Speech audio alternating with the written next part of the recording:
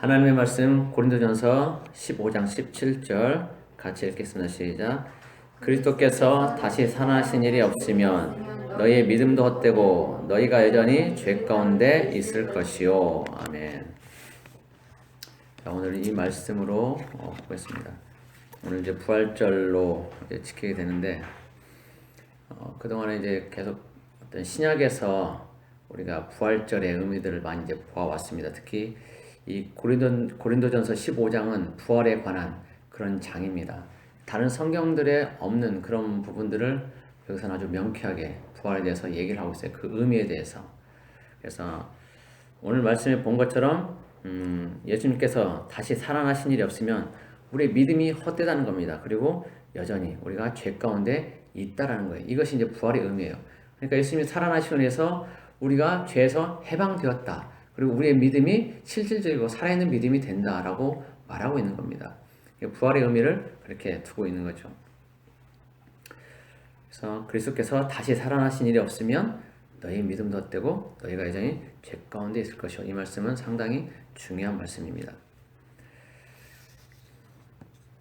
자, 그런데 이 부활의 의미를 그동안에 제가 이제 어떻게 해석을 했었냐면 예수님 부활해서 지금까지 살아 계심으로 인해서 예수님 자신이 하나님임을 증명했다라는 그런 얘기를 했었습니다. 그러니까 만약 예수님이 다시 살아나지 못했다면 마치 우리 사대 성인의 이 세상에서는 예수님을 사대 성인의 한 사람으로 이렇게 취급을 하잖아요. 똑같은 사람으로 죽어버리고 살아나지 못한 사람으로 취급을 하고 보통 똑같은 우리와 같은 그런 사람으로 취급을 하게 되는 겁니다. 그러나 예수님은 살아나셨기 때문에 살아나신 그 자체로서 이제 하나님인 것을 증명하는 거죠. 생명의 주관자, 생명의 소유자, 모든 만물의 창조주라는 것을 예수님이 증명을 했다는 겁니다. 그래서 부활의 의미를 일단 그렇게 줬습니다.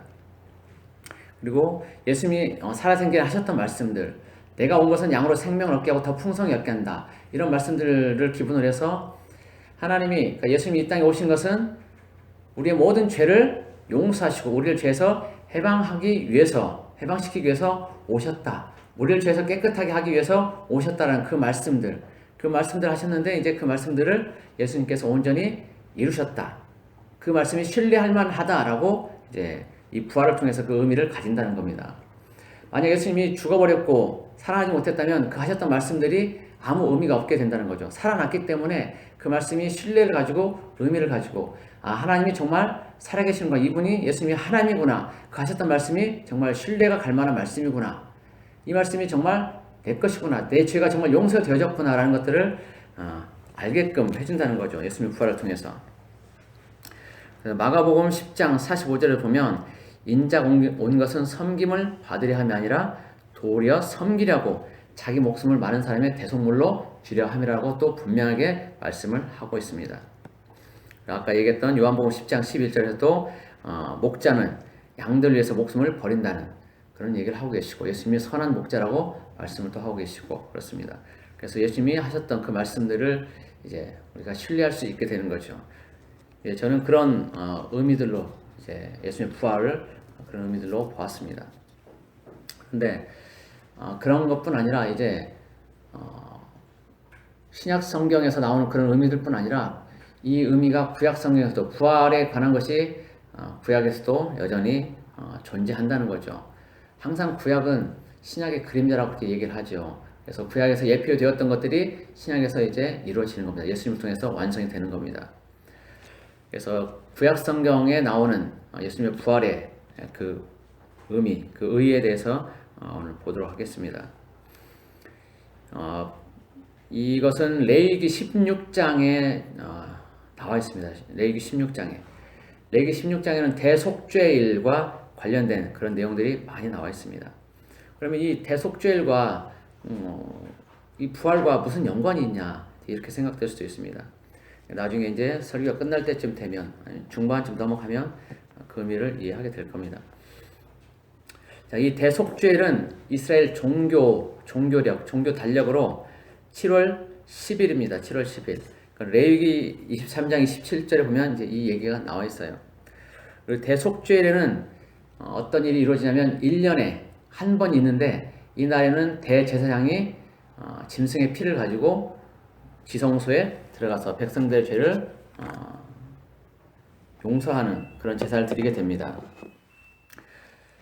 그런데 이제 지금은 이 예수님 당시만 해도 이제 대제사장이 여러 명이 있어요. 그런데 이 당시 구약 시대에는 대제사장은 오직 한 명뿐이었습니다. 하나님이 임명하신 그 대제사장 한 명뿐이었어요.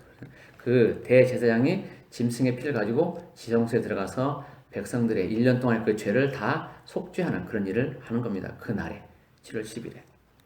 그런데 이제 그 속죄 제사의 절차가 또 있죠.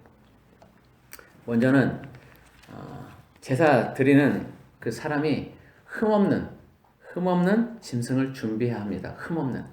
그러니까 뭐 눈멀다든지 아니면 뭐 다리를 절고 있다든지 뭐 하나 없다든지 이런 것들 말고 온전히 흠없고 깨끗한 그런 짐승으로 준비를 해야만 합니다. 그리고 두 번째 절차는 그 짐승에게 안수를 합니다. 그 짐승을 가져온 사람이 속죄할 사람이 이제 그 짐승에 대해서 안수를 하게 되는 겁니다. 그리고 자 그러면 짐승에게 안수하는 의미가 뭐죠? 안수하는 의미. 왜 짐승에게 안수를 합니까? 내 죄를 그 짐승에게 전가시키는 거죠. 그러니까 내가 지었던 그 1년 동안의 모든 죄를 짐승에게 다 떠넘기는 거예요. 자 그러면 짐승은 나에게 뭘 줄까요? 아까 어떤 짐승을 준비한다고 그랬죠? 흠없는. 그러면 그 짐승은 나에게 흠없는 것을 주는 거예요. 흠없음을 주는 겁니다. 온전함을 주는 거예요. 내 죄를 가져가고 그 짐승은 나에게 흠없음을 주는 겁니다. 자, 그러면 세 번째 이제 중요한 것이 남아 있어요. 짐승을 잡아야 됩니다. 그래야 그 피를 가지고 제사를 드리죠. 자, 짐승은 누가 잡습니까? 짐승은 누가 잡을까요? 1번 대제사장, 2번 그 밑에서 섬기는 레위인, 3번 짐승을 가져온 사람, 4번 아무나. 네. 보통 대제사장이 잡는다고 생각할 수도 있고 레위인이 한다고 생각할 수도 있지만 성경에서는 분명히 가져온 사람이 잡게 돼 있어요. 짐승을 가져온 사람이 잡아요. 그 사람이 직접 그 짐승을 죽이는 거예요. 죽여서 내 죄가 그 짐승에게 전가된다는 걸 확실히 하는 겁니다. 확실히. 자, 그런데 짐승을 죽일 때 어떻게 죽일까요? 보통 이제 뭐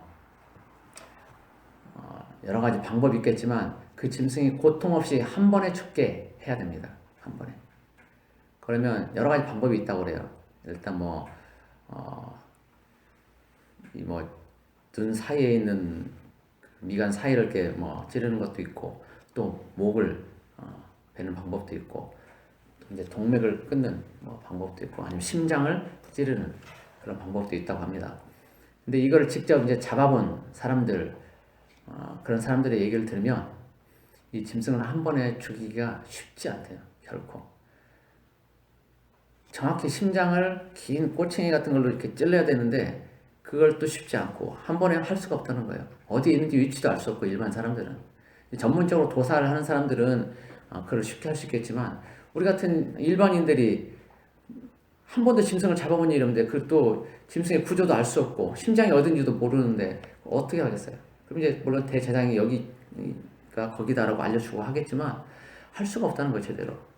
그렇다고 목을 치자니 목을 이렇게 베도 그게 한 번에 그렇게 되는 게 아니에요. 우리 예전에 망나니가 이제 예전에 우리 역사에 보면 망나니가 이제 죄인들의 목을 친다고 그러는데 그때 우리 영화 보면은 한 번에 땡강 하는 걸로 그렇게 나오잖아요. 근데 실제 그렇게 안 된다는 거예요. 3번에 걸쳐 쳐야 된답니다. 좌, 우, 마지막 한 번 위에서. 그렇게 해야 끊어진다는 거예요. 이게 쉽지가 않다는 거예요. 한 번에 그 짐승을 잡는다는 것이 쉽지가 않다는 거죠. 그리고 동맥을 끊게 되면 바로 죽지 않죠. 또 시간이 어느 정도 경과가 돼야 돼요. 그 피가 다 빠져야 되기 때문에.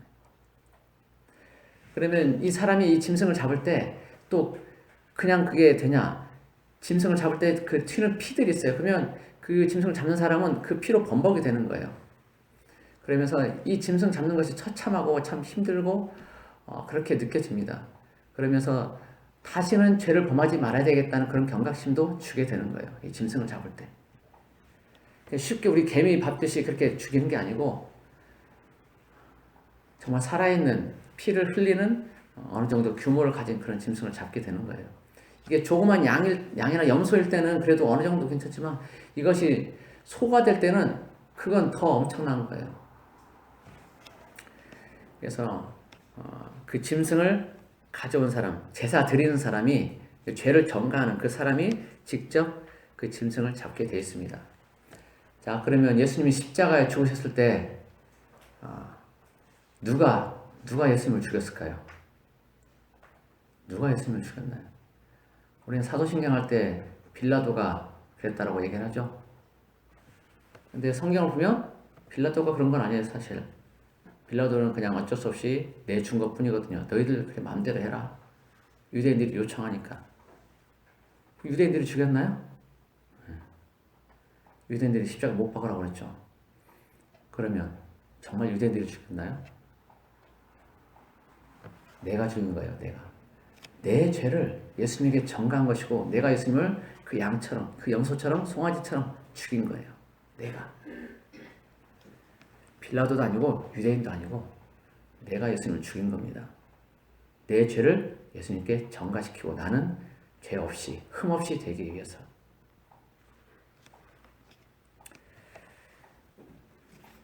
그리고 이제 세 번째 절차가 끝납니다. 그 짐승을 잡게 되죠. 짐승을 잡고 그렇게 해서 세 번째 절차가 끝나면 이제 네 번째 대제사장이 그 짐승의 피를 휘장 앞에 뿌리고 또 향단 뿔에 바르고 그렇습니다. 그리고 일부는 또 이제 그 짐승을 번제단에 태우고 나머지는 그 진영 바깥으로 가지고 나가서 모든 걸 다 태우게 되어 있습니다. 가죽이랑 모든 것들, 살이랑 모두 다 태우게 되어 있습니다. 이것은 이제 예수님이 그 성 밖에 나가서 골고다 언덕에서 죽으시는 그런 것들을 예표로 하고 있죠. 자, 이렇게 이제 절차가 있습니다. 속죄 제사를 드리는 일반적인 대부분의 제사가 이제 이렇게 진행이 됩니다. 그래서 이제 속죄, 대속죄에 드리는 제사도 이런 절차를 거치게 됩니다. 그런데 이제 대속죄에 또 하는 일이 있습니다. 레위기 16장 33절에 보면 이 대속죄에 거룩하게 하는 것들이 있어요. 속죄하는 것들이 있는데 지성소를 위해서 속죄합니다. 그리고 그 회막과 제단, 그리고 제사장들을 위해서 속죄하고 또 마지막에 백성의 회중을 위해서 속죄를 하게 됩니다. 이런 일들을 이제 대속죄일에 하게 되는 거예요. 그런데 거기에 이제 그 대속죄일에 아까 짐승을 잡는 그런 절차 외에 이제 대속죄일에 대제사장이 하는 그런 일이 있어요. 그 이제 레위기 16장을 보면 쭉 그 일들이 나와 있습니다. 그것은 이제 대체적으로 무엇을 위해서냐면 아까 얘기했던 1년 동안에 백성들이 지은 죄를 대제사장이 속죄하기 위해서 짐승의 피를 가지고 지성소에 들어가는 이 일들이 이제 주가 되는 겁니다. 그것을 위해서 이제 나머지 절차들을 하게 되는 건데, 자, 질문. 대제사장은 대속죄일에 지성소에 몇 번 들어갈까요? 몇 번 들어갈까요? 히브리서에는 한 번 들어가는 걸로 되어 있어요. 한 번. 그러나 레위기 16장을 보면 잘 읽어보면 결코 한 번이 아니라는 걸 알 수가 있습니다. 자, 그럼 몇 번 들어가는지 한번 보겠습니다.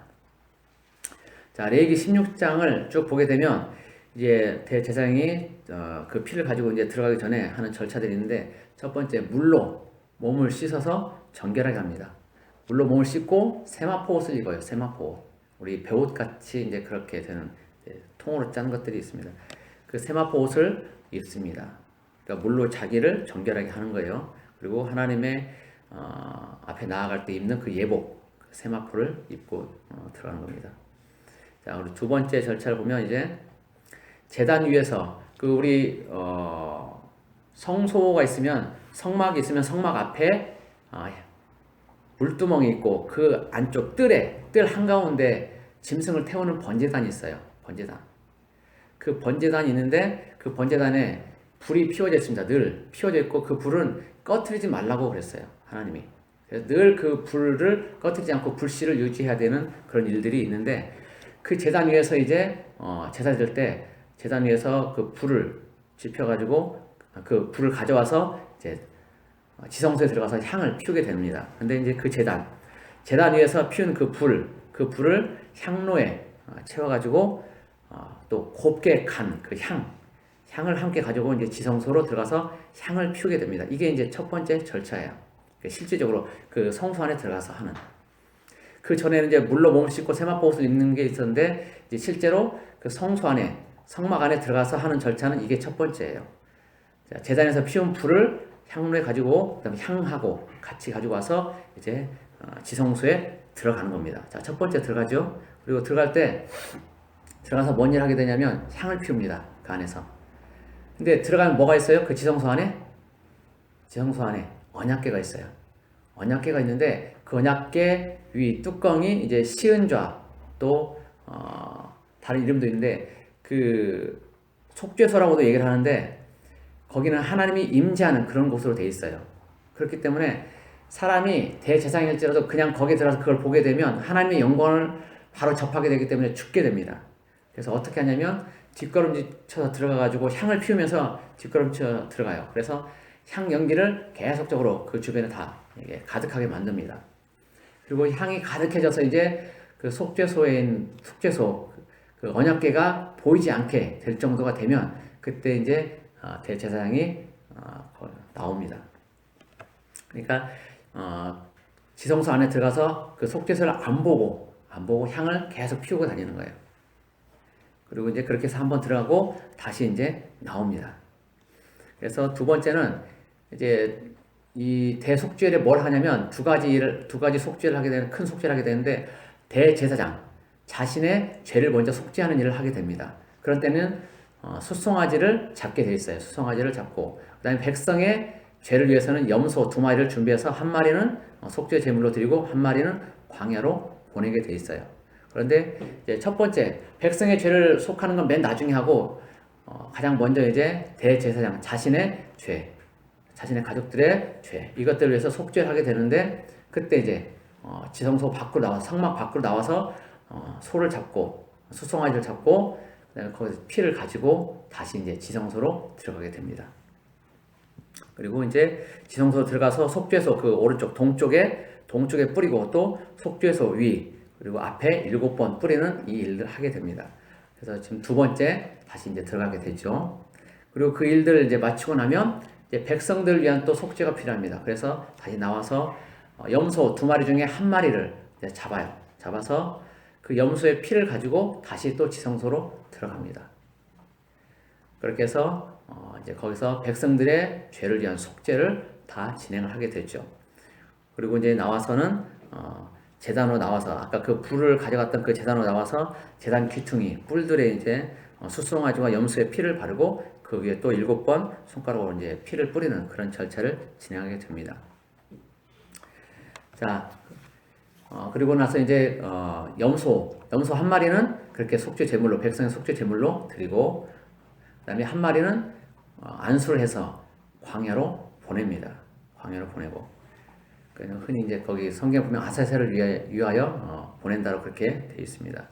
그 의미는 뭐 정확히 알 수는 없지만 그러나 보통 이제 아사셀을 위하여 보낸다라는 의미는 아사셀이 이제 죄의 어떤 근원으로 생각을 합니다. 그래서 죄의 근원, 너에게 다시 이 죄를 보낸다. 그러니까 네가 가져가라. 이런 의미로 얘기하기도 한다고 합니다. 그렇게 해서 이제 백성들의 죄를 위한 속죄를 다 하게 되는데 이 중요한 게 있어요. 지금부터 이제 여러분이 아까 제가 첫 번째 얘기했던 그럼 대속죄에 드리는 이 제사와 부활과 무슨 연관이 있냐 이런 얘기를 했었는데 이제부터는 그 얘기들이 나오게 될 겁니다. 여러분이 잘 귀 기울여 들으시기 바랍니다. 그리고 대제사장이 대속죄일에 지성소에 몇 번 들어가는지는 이제 답이 나왔죠? 몇 번입니까? 3번이죠? 3번. 향 피울 때 한 번, 그다음에 수송아지 때 한 번, 염소 때 한 번. 이렇게 해서 3번 지성소에 들어갑니다. 그런데 그 모든 절차는 결국 속죄라는 그런 하나의 거대한 백성들의 속죄라는 그런 것이 있기 때문에 하나로 치는 겁니다. 자, 그런데 이제 대제사장이 지성소에 들어갈 때 첫 번째 들어갔을 때 향을 피우고 이제 나오죠. 나올 때 이 백성들이 밖에서 지켜봅니다. 지켜보면서 대제사장이 지성소에 들어가서 잘못하면 죽는 경우도 있다고 그랬죠. 죽는 경우도 있어요. 그런데 향을 가지고 들어가서 피우고 대제사장이 밖으로 다시 나오게 되면 백성들이 그걸 보고 아, 대제사장이 살아있구나. 그러면서 우리의 죄를 위한 그 속죄가 진행이 되는구나 라는 걸 알게 되면서 안도의 한숨을 쉬게 됩니다. 그렇게 이제 향을 한번 피우고 나오고 그 다음에 이제 대제사장의 죄를 위해서 속죄를 할 때 숫송아지를 잡고 그 피를 가지고 들어가죠. 그래서 거기서 이제 피를 뿌리고 다시 이제 나오죠. 나올 때 대제사장이 성막 밖으로 나오게 되면 성막 밖으로 나오면 백성들이 보고 있다가 대제사장이 살아있다 그러면서 또 안도의 한숨을 쉬겠죠. 우리의 죄가 속죄될 수 있구나. 우리의 죄가 용서될 수 있구나라고 안도의 한숨을 쉬게 되겠죠. 그리고 이제 마지막에 대제사장의 죄가 아닌 진짜 이제 자기들의 죄를 위해서 백성들의 죄를 위해서 대제사장이 지성소에 세 번째 들어갈 때 이제 거기서 피를 뿌리고 이제 나옵니다. 자, 대제사장이 안 나오면 어떻게 되는 거예요? 안 나오면 백성들의 죄는 속죄된 걸까요? 안 된 거예요. 백성들의 죄가 속죄가 안 된 거예요. 대제사장이 죽으면 그 속죄하는 피 뿌리는 그런 일들을 하고 거기서 하나님께 다 용서받고 나와야 되는데 대제사장이 못 나왔다는 것은 그 앞전에 대제사장의 죄를 위해서는 속죄를 했고 이제 지금은 백성들의 죄를 위해서 속죄하는 거잖아요. 그러면 백성들은 자기들의 죄가 용서되어야 되는데 대제사장이 안 나와버리면 문제가 되는 거예요. 우리의 죄가 그대로 남아있다. 이렇게 되는 거예요. 그러니까 마지막 세 번째 지성소에 들어갔던 대제사장은 반드시 살아나와야 되는 거예요. 반드시. 죽어서 안 나오면 안 되는 거예요. 반드시 살아나와야만 하고 그래야만 백성들의 죄가 용서되어진 겁니다. 그러니까 마지막 세 번째 대제사장이 지성소에 들어갔다가 밖으로 나올 때는 백성들이 숨죽이며 지켜보고 있다가 긴장하면서 지켜보고 있다가 세 번째 나오면 백성들은 환호하게 되는 거예요. 와! 우리의 죄가 용서되었다. 하나님 우리의 죄를 용서했다라고 백성들은 아주 기뻐하며 환호를 하게 되는 겁니다. 자, 이 일은 예수님의 부활과 관계가 있어요. 예수님이 대제사장이시잖아요. 그렇죠? 예수님은 희생양이시기도 하지만 우리 죄를 담당한 희생양이기도 하지만 대제사장이기도 합니다. 그래서 예수님이 십자가에 죽으신 것은 구약시대 대제사장이 속죄일에 그 지성소에 들어가는 거예요. 짐승의 피를 가지고 들어가는 겁니다. 그리고 예수님이 부활하신 것은 대제사장이 그 지성소에서 백성들의 죄를 속하고 나오는 거예요. 그것은 백성들의 죄가 용서되었다는 것, 그리고 예수님의 부활을 통해서 살아남으로 해서 우리의 모든 죄가 용서되어졌다는 것을 보여주는 겁니다. 같은 맥락인 거예요. 그래서 백성들의 죄가 용서되어졌다. 우리의 죄가 용서되어졌다. 대제사장이 지성소에서 살아나왔다. 예수님이 부활했다. 이거는 같은 거예요. 같은 부활인 거예요. 그래서 구약 성경에도 예수님의 부활에 대해서 얘기하는 것들이 있다는 거죠. 이 백성들은 대제사장이 세 번째 들어가서 나오기만을 간절히 고대하고 있는 거예요. 간절히.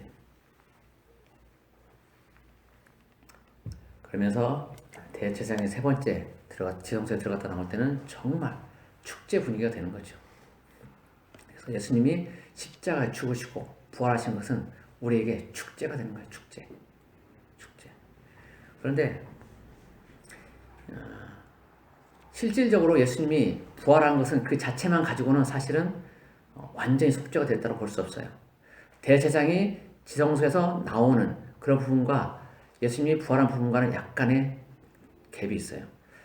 실제 대제사장이 지성소에 들어갔을 때는 피를 가지고 들어가잖아요. 그리고 살아나오는 거예요. 그런데 예수님이 십자가에 죽으신 것은 부활한 것은 그 자체만 가지고는 피를 가지고 그 성소에 들어간 것이 못 되는 거예요. 예수님이 실제적인 그 백성들의 죄를 속죄하는 그런 개념이 되려면 예수님이 십자가 죽으시고 부활하시고 그 자신의 거룩한 피를 가지고 하늘 성소에 들어가셨다가 나오셔야 되는 거예요. 그래야만 모든 절차가 완성이 되는 거예요. 구약에 얘기했던 그 제사, 대속죄일에 이루어지는 그 제사가 온전히 완성이 되어지는 겁니다. 그럼으로써 모든 백성의 죄가 용서되어지는 거죠. 그런데 예수님이 부활하신 것은 그리고 하늘 성소에 들어갔다 다시 나오시는 것은 거의 같은 개념으로 봅니다. 같은 개념으로 봐요. 그래서 예수님의 부활을 하늘 성소에 들어간 것과 동일한 그 시간차가 그렇게 많이 안 나기 때문에 동일한 것으로 봐서 예수님의 부활 그 자체가 이제 우리의 속죄의 완성으로 보는 겁니다. 그래서 아까 우리가 읽었던 고린도전서 15장 17절의 말씀이 이제 이루어지는 거예요. 우리의 죄가 속죄되어지는 그런 개념이 되는 거죠. 예수님이 아무튼 이제 부활하시고 하늘 성소에 들어갔다 나오시는 그 모든 것들을 통해서 우리는 우리의 죄가 용서되어졌다는 것을 확신하게 되는 거예요. 예수님 또 그걸 보여주신 것이고 요한복음 20장 16절에서 17절까지 보면 예수님이 부활하시고 나서 하늘 성소에 들어가시기 전의 그 모습이 나와요. 마리아에게 이제 보여주시는 장면인데 16절 17절 이렇게 되어 있어요. 예수께서 마리아에 하시거늘 마리아가 돌이켜 히브리 말로 라보니 하니 이는 선생님이라 하는 말이라. 예수께서 이르시되 나를 붙들지 말라. 내가 아직 아버지께로 올라가지 아니하였노라. 너는 내 형제들에게 가서 이르되 내가 내 아버지 곧 너희 아버지 내 하나님 곧 너희 하나님께로 올라간다 하라 하시니 이렇게 나와요. 그러니까 나를 붙들지 말라 그래요. 예수님이 부활하시고 나서 마리아를 봤는데 막달라 마리아를 보게 되는데 막달라 마리아가 너무 반가우니까 죽었던 예수님 그 예수님이 살아나셨으니까 너무 반가워서 예수님을 붙잡고 안아주는 거예요. 그런데 예수님은 부활하시고 나서 하늘 성소에 자신의 피를 가지고 들어가셔야만 돼요. 그래 모든 게 완성이 돼요. 근데 마리아가 붙잡고 있으니까 마리아에게 나를 붙들지 말라. 그러니까 단순히 만지는 개념이 아니에요. 부정타니까 만지지 마라 이런 얘기가 아니라 내가 하늘 성소에 가야 되니까 나를 붙잡지 말고 놔줘라. 그런 얘기예요. 그래서 예수님이 하늘 성소에 올라간다라고 내 하나님 곧 너희 하나님께로 올라간다 하라. 이렇게 제자들에게 알려주라는 거죠. 올라가시는 거예요. 그래서 하늘 성소에 가셨다가 다시 내려오십니다. 그리고 이제 제자들에게 다시 나타나실 때는 하늘 성소에 가셨다가 오신 것이죠. 그래서 그런 것들을 우리가 이제 성경을 통해서 알 수가 있습니다. 자, 그래서 예수님이 이제 하늘 성소에 가셨다가 오심으로 인해서 우리의 모든 정말 모든 속죄가 다 완성이 되는 것을 알 수가 있습니다. 자, 그런데 이제 예수님의 부활, 우리가 이제 오늘 부활절을 지키고 있는데 이 부활의 의미는 오늘날 우리에게 어떤 의미일까? 부활이 주는 의미. 그것은 성경 전체를 관통하는 사랑이라는 것으로 우리가 볼 수 있죠. 부활은 예수님의 사랑을 보여주는 겁니다. 십자가의 죽음도 그렇지만 부활이 정점이죠. 그런데 이 부활은 죽음을 전제로 합니다. 죽음을 전제로. 예수님의 죽음이 없으면 부활도 없겠죠. 그래서 부활은 죽음을 전제로 하는데 그러면 왜 예수님은 왜 굳이 십자가에서 죽으셔야만 했나? 예수님이 할 일이 없어서 아니면 또 힘이 없어서 아니면 능력이 없어서 십자가 죽으셨나요? 그건 아니죠. 그건 아니에요. 제사 때 짐승 제사를 드릴 때 그 죽임 당하는 어린 양처럼 아무 죄도 없지만 온갖 수모를 다 당하고 또 수없이 채찍질 당하면서 채찍에 맞아서 살점이 다 떨어져 나가면서 또 더 이상 아무런 힘도 남아있지 않을 때 그럴 때 예수님은 십자가에 못 박혀 죽으시고 그 피를 흘리셨습니다. 왜 그렇습니까? 왜 예수님은 그렇게 고난을 다 당하고 수모를 당하고 죄도 없는데 왜 그렇게 죽으셔야만 했나요?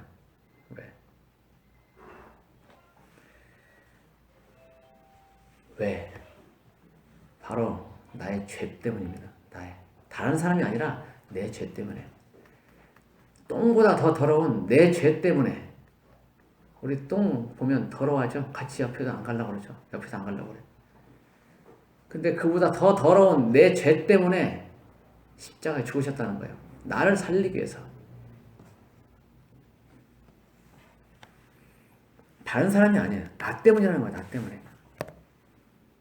나를 너무나 사랑하셔서 그 더러운 죄 때문에 내가 지옥에 가는 것을 차마 두고 볼 수 없어서 내 대신 십자가에 죽으신 것이라는 겁니다. 그리고 그 죽음을 이기시고 부활하셔서 나의 죄가 정말 용서되어졌다는 것을 증명해 보여주신 것이죠. 온전한 제사를 통해서 우리를 의인으로, 나를 의인으로 삼아주시고 또 정결케 될 뿐만 아니라 거룩으로 나아갈 수 있는 길을 열어주신 것입니다. 그래서 예수님이 부활의 첫 열매가 되십죠. 그 뒤에 이제 우리가 예수 안에서 죽게 되면 예수님처럼 다시 부활하는 그 후속적인 그 뒤를 이어가는 열매들이 될 것입니다. 이 예수님이 다시 재림하시는 그때는 예수 안에서 죽은 모든 사람들은 반드시 다시 살아나게 됩니다. 살아날 수 있다가 아니고 반드시 살아나게 돼 있어요. 이거는 당연한 겁니다. 당연한 거. 그러니까 예수님이 부활하셨기 때문에 우리는 그 예수님이 부활의 첫 열매이고 우리도 이제 그 후속적인 열매가 된다는 걸 생각할 때 앞으로 우리가 죽더라도 예수님처럼 다시 살아난다는 것을 알게 됩니다. 그러면서 우리는 어떤 소망을 가지게 되냐면 우리가 어떤 죽음을 당하더라도 어떤 고통과 고난을 당해도 우리가 예수 믿다가 죽으면 우리는 예수님처럼 다시 살아나게 된다는 거예요. 그런 소망을 가지게 됩니다. 그래서 앞으로 닥칠 어떤 환난이나 고난 이런 것들이 있더라도 우리는 그것들을 이겨낼 힘이 있게 되는 거예요.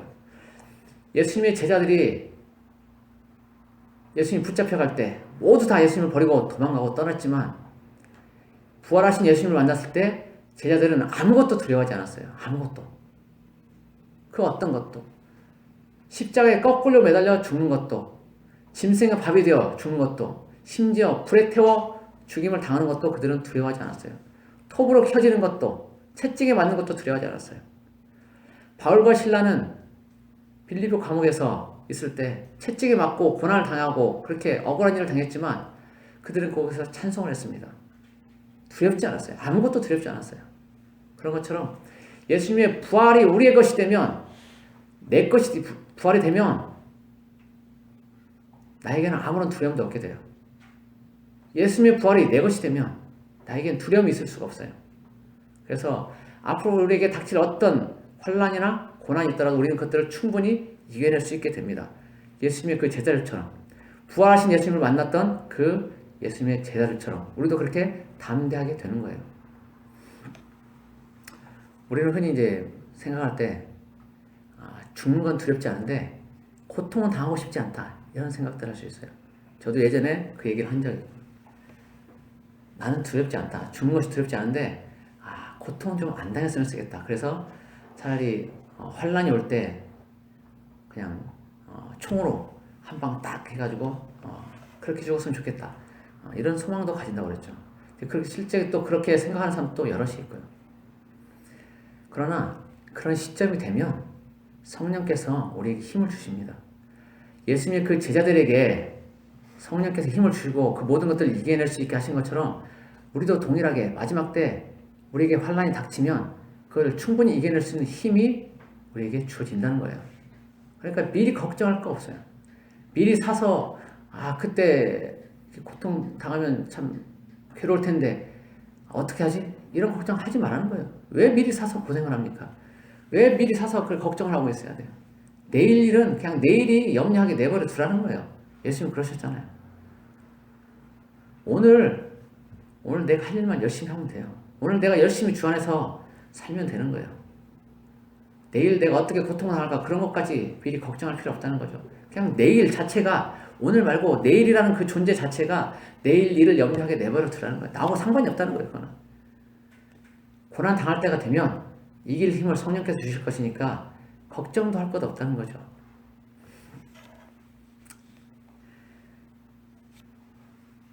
우리에게는 앞으로 여러 가지 일들이 있게 될 거예요. 앞으로. 지금 우리에게 나타나는 이 코비드-19이라고 하죠. 코로나19. 이걸 통해서 우리는 그 앞으로 닥칠 일들을 조금 이제 엿볼 수가 있어요. 이걸 통해서 전 세계적으로 정말 이상할 만큼 이전에는 없었던, 이전에도 전염병들이 그렇게 창궐하고 있었지만 지금처럼 이렇게 전 세계적으로 뭔가 이상하게, 진짜 이상하게 모든 것들을 통제하고 감시하는 이런 체제로 간 일은 없었어요. 한 번도 없었어요. 이보다 더 많은 사람들이 죽고 더 많은 사람들이 감염이 되고 그래서 또 어떤 전염병에도 이런 식으로 대처한 적이 한 번도 없었어요. 전 세계적으로. 이 지금 코로나19는 치사율이 실제 지난번에 얘기했지만 1%도 안 돼. 1%도. 우리가 평소에 독감으로 죽는 숫자보다 훨씬 적은 숫자가 이 코로나19로 죽고 있는 거예요. 그런데 전 세계적으로 지금 이걸 가지고 통제를 하고 백성들을 감시하고 이렇게 돼 있어요. 이것은 앞으로 예수님이 오실 때가 얼마 안 남았다는 걸 미리 보여주는 거예요. 예수님이 오실 때가 되면 더욱더 이것들이 강화가 될 거예요. 백성들, 국민들을 통제하고 감시하는 일들이 더 많아지면서 결국 나중에 짐승의 표를 받을 수밖에 없는 그런 것으로 몰고 갈 겁니다. 지금도 백신 여권 나오고 있죠. 백신 여권 얘기가 있어요. 백신을 안 맞으면 여권을 안 준다는 거예요. 백신 안 맞으면 앞으로 경제활동을 못하게 하겠다는 거예요. 이제. 그리고 우리나라도 모 국회의원이 모든 백성들이, 국민들이 다 백신을 맞아야만 하게끔 그 법을 발의도 했어요. 정신 나간 사람이죠. 근데 이것이 우리에게 실제가 될 거라는 거예요. 앞으로 모든 것들이 통제가 되고 강화되고, 그래서 정부에서 하는 것들을 이제 안 하면 안 되게끔 적그리스도가 전 세계적으로 통제해서 나갈 때 이제 그 일들을 우리가 따라갈 수밖에 없게끔 이것들 지금 만들어가고 있다는 거예요. 그걸 못 느낀다면, 지금 이 코로나19를 통해서 그걸 못 느낀다면 우리의 영은 잠자고 있는 거예요. 아무것도 깨닫지 못하는 거예요. 주님이 오실 때가 얼마 안 남았다는 것을 알지 못하는 거예요. 영이 병들어 있는 겁니다. 깨어나야 돼요. 이 시점이 어느 시점인지 깨달아야 돼요. 이제 시작이 되고 있어요. 시작이. 사단은 자기의 때가 얼마 안 남았다는 걸 알아요. 예수님이 재림하실 때가 얼마 안 남았다는 걸 알기 때문에 이제 조바심을 내면서 굉장히 극성을 부릴 겁니다. 그래서 로마 시대 때처럼 그렇게 많은 사람들이, 많은 그리스도인들이 죽임을 당하게 될 거예요. 사단은 그 일들을 이제 계획하고 실행할 겁니다. 그러나 우리에게는 부활이라는 것이 있어요. 부활. 그래서 아무것도 두려워할 필요가 없어요. 사단이 어떤 전략을 가지고 어떤 전술을 가지고 온다 할지라도, 어떤 박해를 가할지라도 우리에게는 예수님의 부활이라는 것이 있어요. 그 부활이 그리고 우리의 것이라는 것을 우리는 가슴 깊이 새기고 있어야 돼요. 그러면 아무것도 우리는 두려워할 필요도 없고 사단의 그 박해도 결코 겁이 나지 않게 됩니다. 우리는 반드시 예수님처럼 다시 살아나게 됩니다. 그리고 천국에서 영원히 예수님과 함께 살게 될 거예요. 그리고 우리에게 많은 상이 주어질 겁니다. 면류관이 주어질 거예요. 달리기를 했을 때 1등에게만 주어지는 그 영예, 그 영광, 그런 것들이 우리 모두에게 주어질 겁니다. 예수님으로 인해서 죽임을 당할 때, 예수님을 위해서 모든 것들을 다 드리고 헌신할 때 그 영광이 우리에게 주어질 거예요. 그 상들이 우리에게 주어질 겁니다. 부디 이 부활, 이 소망의 끈을 잘 붙잡고 주님 다시 오시는 날까지 믿음 잘 지켜나가는 우리 모두가 되기를 예수 그리스도 이름으로 축복합니다. 기도하겠습니다. 고마우신 하나님 아버지, 예수님이 우리의 모든 죄를 속죄하기 위해서 이 땅에 오셨음을 우리가 압니다. 이 일들이 구약에도 이미 다 예표되어 있고 대속죄의 제사를 통해서 그것들이 보여지고 있음을 압니다. 예수님의 부활이 신약에만 있는 것이 아니라 구약 때부터도 이미 다 예표되어져 있고 그것들을 예수님께서 온전히 이루신 것을 압니다. 예수님이 십자가에 죽으신 것은 다른 사람이 아니라 나의 죄 때문인 것을, 정말 더러운 나의 죄 때문인 것을 압니다. 나를 죄에서 구원하기 위해서 지옥에 가지 않게 하기 위해서 예수님이 십자가에 죽으셨고 또 부활하신 것을 믿습니다. 하나님, 우리의 이 믿음이 헛되게 되지 않게 해주십시오. 우리가 이 믿음을 잘 지켜나가게 도와주십시오. 예수님 부활하신 것이 바로 나에게 소망을 주고 나를 천국으로 이끌기 위한 것이라는 것을 우리가 알게 해주십시오. 그 믿음을 놓치지 않게 해주십시오. 그래서 주님 다시 오실 때 온전히 다 들림받는 우리 모두가 되기를 원합니다.